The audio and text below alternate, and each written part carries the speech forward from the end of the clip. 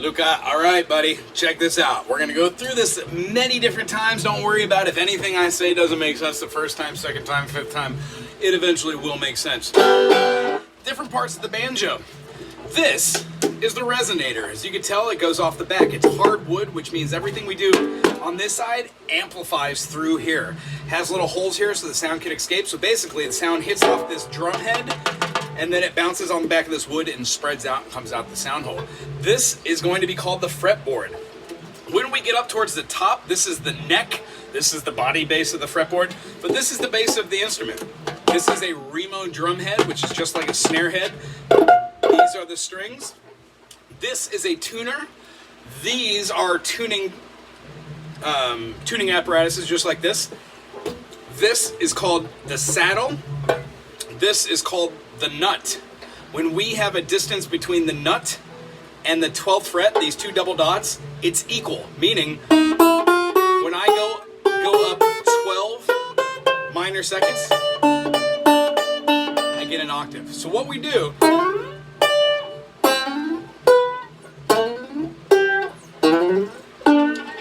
we get comfortable playing on 4 strings, not this 5th string. 5th string is only brought into the equation when we're doing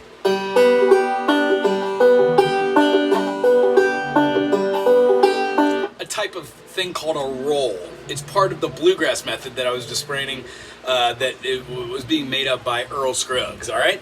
So what we have here is our first chord. Once we're in tune, it's going to be a G major, but if you just strum, it doesn't sound like a G, D, G, B, D. We're going to have to tune. So here's the way I like to do it. Always use a tuner, but the idea is once you get this high G, as long as you're tuned to yourself, you don't have to tune to anybody else. But when you play with other people, you want to be in standard 440 tuning. I'll tell you what that means later, but for purposes of right now, make sure that this high G, the one closest to your nose, is tuned, and that this next string is not the same. The next string is going to be called a D. So the 5th string is called the G string. The 4th string is called the D string. It's the thickest string on here, and it's the one we're going to be doing most of our movements with. For almost all the lessons we're doing in the next 2-3 weeks, we're going to stay away from this 5th string. We're going to be focusing our time on this 4th string. So from there, we've got 4 is the D, 3 is the G, 2 is the B, and then this string furthest away from you is also a D string. So the low string and the high string, they're in unison.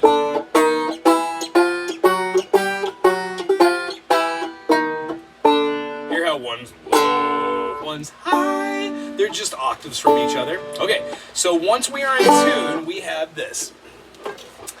G, D, G, B, D. Once our D and our G is in tune, meaning if you've got a G right here, and you go up here to 1, 2, 3, 4 dots and put your finger on the high G string, that's going to give you your thick D string. Once those two are kind of close, play your D string at the 5th fret, which will give you your G. So once again, 1, 2, 3, 4, this 5th fret on the lowest string, when you play that note, it gives you a G. Open D, D sharp, E, F, F sharp, G. So this next string is going to be an open G. When you go to the 4th fret on the G string and play it, it gives you your B string, which is the next string open. So if both of these are in unison, it's in tune. Thusly, on the B string, which is our 2nd string, this one right here, not the D string, not the G string, but the B string, when we play that at the 3rd fret, it gives us a D note, which is our last string open. So thusly, if you make this chord, it's a G major. Now, I didn't show you this to you in practice, but I want you to try it on your own. Strumming the banjo gives you a G major when in tune. If you put your first finger on the B string, so this B, C, C sharp, D, your second finger on the 4th fret on the G string, and then your 3rd finger on the thickest string on the 5th fret, and then make a quick bookend with your pinky all the way on that same fret at the top, meaning these two notes are the same. Low D, high D, so here we're going to want to play the 5th fret and 5th fret. The other 2 fingers are going to give you a G major. We'll go over this when you get back, but here's what it looks like. Pinky on the 5th fret, high string, first finger on the 3rd fret, B string, second finger on the G string in the middle of the fretboard on the 4th fret, and then our D string with our 3rd fifth string. That's a G major, that's a G major. So that's 2 chords you learned today. Other than that, the only thing I'd like you to do are try your Spidey exercises. Spidey exercise is going to be your first finger on the 1st fret on the D string, playing only with your thumb. 2, 3, 4. Now we don't play on the metal, we play in between. 1, 2, 3, 4, and at this point it should be hard. You shouldn't be holding your instrument like this, lying on your lap. It should be sitting directly in between your crotch, as I said, and you should be having, if this is noon, you should turn it to the side and have like 11 or 10 o'clock right where you are, so your hand is floating out here to the side. Now practice doing that. Shake out that funky chicken, and you're going to realize it's going to make you a lot more comfortable to do certain items. Here's what your Spideys are going to look like. Make sure you slow down this and go along with me up at the top if you need to. Here's what it is. 1, 2, ready with the spiders. Quarter, quarter, quarter, quarter. Up a string, over a fret. Quarter, quarter, quarter, quarter. Up a string, over a fret. We're always going to be doing these 4 notes. Up a string, over a fret.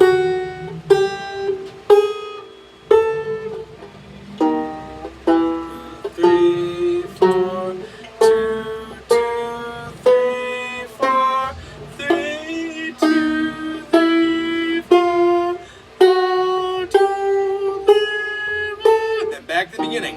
Do this at least 65 times between now and the next time I see you. If you do it 5 minutes in the morning and 5 minutes at night going at this pace, you can do this about 15 times in the morning and 15 times a night. If you do that for me, I guarantee you we're going to be flying through these exercises like a hot knife through butter. Alright, so once you get going through all these, don't go too fast, but then try throwing some more notes at it.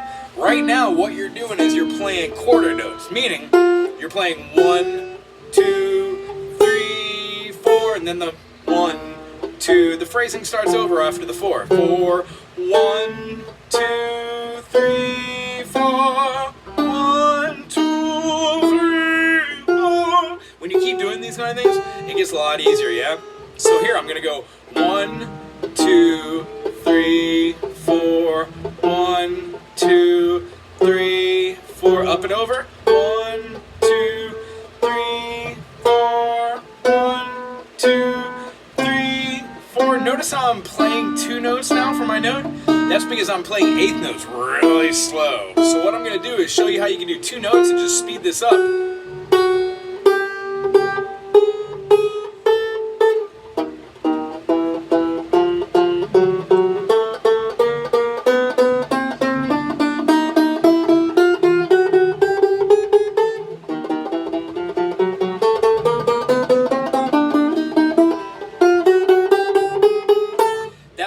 As far as I was doing that speed, that's probably the fastest you're going to ever want to do this. I don't expect you and I to get up to that speed until, like, I don't know, 4 weeks from now, but if you practice going slow, then fast, we're going to acquire that speed in no time. The reason why I teach you how to do these like this, it focuses your brain on using individual fingers and keeping your fingers on the fretboard without lifting them off.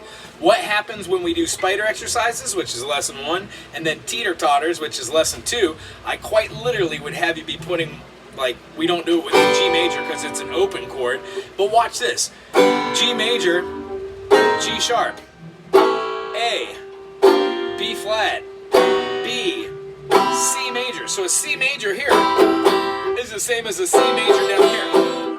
So when I show you these different inversions, it will make sense. If any of this was whoop, it should be. This is your first lesson, it should be hard. Here's what it all turns into.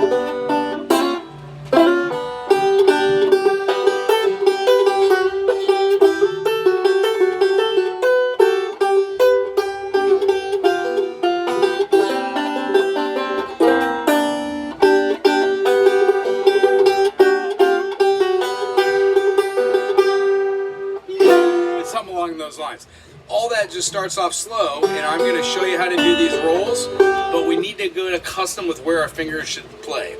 5th string, 4th string, 3rd string, 2nd string, and 1st string. When we get down to it, you're going to realize the reason why we're starting with our thumb, because the thumb really only plays the lower strings, and then the middle finger plays these 2 strings, these go to here, and then this finger plays the top 2 strings. We don't use the pinky, we only use our thumb, our pointer, and our 3rd finger. Therefore, you really are going to having these 2 fitting on your bass, and you're playing the banjo with these 3 fingers only. 1, 2, 3. I'll also show you how to play claw hammer, where you're doing the same thing.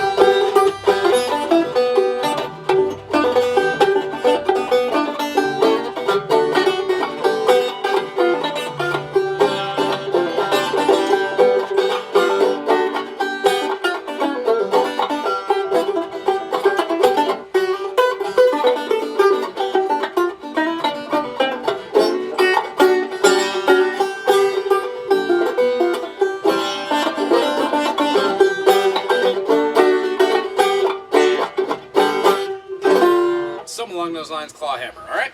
I really enjoyed meeting you. I'm looking forward to seeing your progress for next week. And if you have any questions, put them in the comment section. I'll get back to you, or give me an email. Have a great week. Aloha.